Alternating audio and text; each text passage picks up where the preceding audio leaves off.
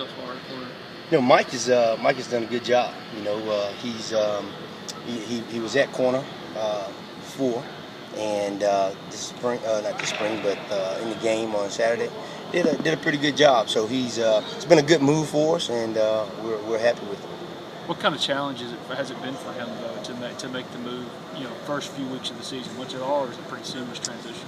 He understands the defense because he was there once before, and he was a Husky for us, and so understanding the defense isn't a problem.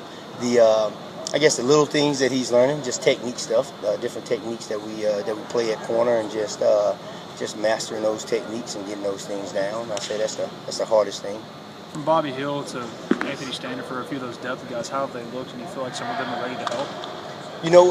Bobby played a little bit on Saturday, and still a freshman, and just don't want to throw too much on him. But both of Bobby's he's continuing to progress every day in practice. He's coming out, he's working hard, and so I'm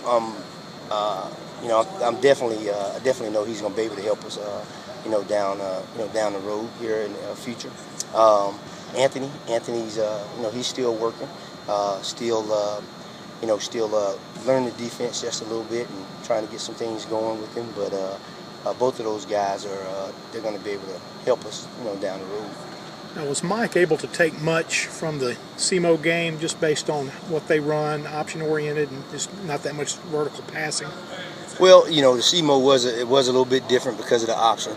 I guess the benefit that we had when we moved him, we practiced against our offense, so they were able to spread us out, throw the ball around, and so he was able to work on all the different man techniques and different techniques that we play.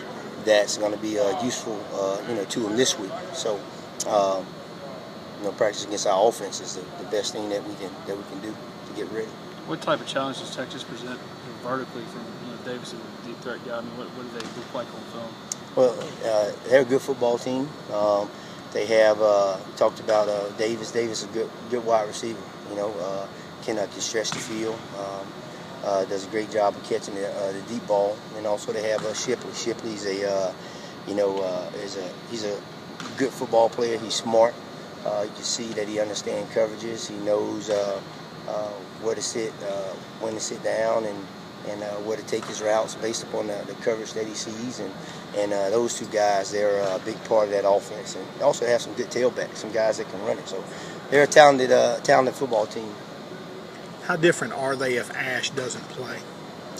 Well, McCoy came in there at the end, and the offense didn't change. They still threw the ball around, and playing against them several years, in the Big 12, they pretty much try to keep that offense the same, no matter who the quarterback is, And so I think they'll keep it the same and allow McCoy to throw it around and run it some if he have to.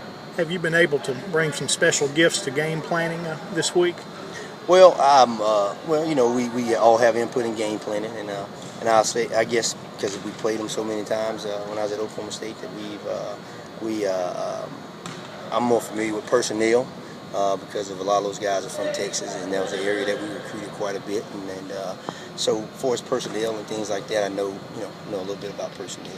Sports Illustrated is running the series stories this week about Oklahoma State. I guess, what has your reaction to kind of hearing these allegations come out?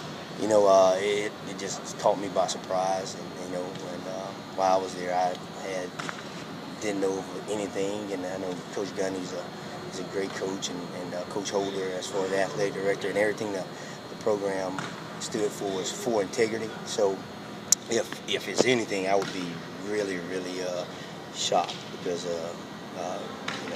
While I was there, nothing like that happened. So. I'm sorry, did they try to contact you for that story, Sports Illustrated? No.